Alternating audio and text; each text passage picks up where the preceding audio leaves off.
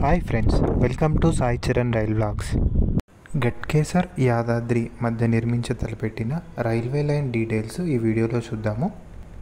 హైదరాబాద్ నగర వ్యాప్తంగా రవాణా సౌకర్యాన్ని మెరుగుపరచడం కోసం వివిధ మార్గాల్లో ఎంఎంటీఎస్ రైల్వే లైన్ నిర్మాణం చేపట్టాలని రైల్వే శాఖ ప్రణాళిక రూపొందించింది.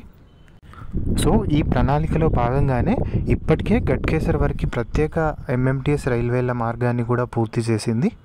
అయితే గట్కేసర్ వరకు నిర్మించిన ఎంఎంటీఎస్ రైలు మార్గాన్ని యాదాద్రి స్టేషన్ అంటే రాయగిరి రైల్వే స్టేషన్ వరకు పొడిగిస్తే యాదగిరిగుట్ట వెళ్ళే భక్తులకి సౌకర్యవంతంగా ఉంటుంది మరియు తక్కువ ఖర్చులోనే వాళ్ళు గుట్టకి చేరుకోవచ్చని రైల్వే శాఖ భావించింది.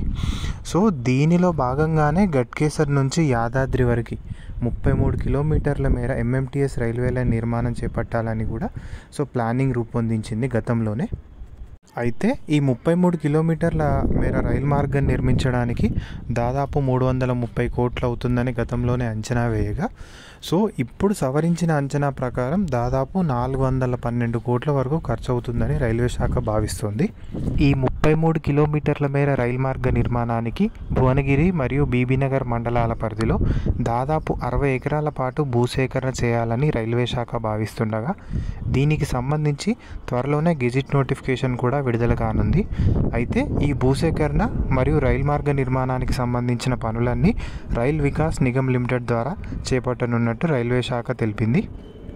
ఈ యాదాద్రి ఎంఎంటీఎస్ రైలు మార్గ నిర్మాణం కనుక పూర్తయితే సులభంగా మరియు అతి తక్కువ ఖర్చుతో యాదగిరిగుట్ట వెళ్లేందుకు భక్తులకైతే అవకాశం కలుగుతుంది. సో ఇది గట్కేసర్ యాదాద్రి ఎంఎంటీఎస్ రైలు మార్గ నిర్మాణానికి సంబంధించిన అప్డేట్స్. సో ఈ వీడియో కనుక మీకు నచ్చినట్టయితే please like, share, subscribe to Sai Charan rail vlogs. Thank you for watching.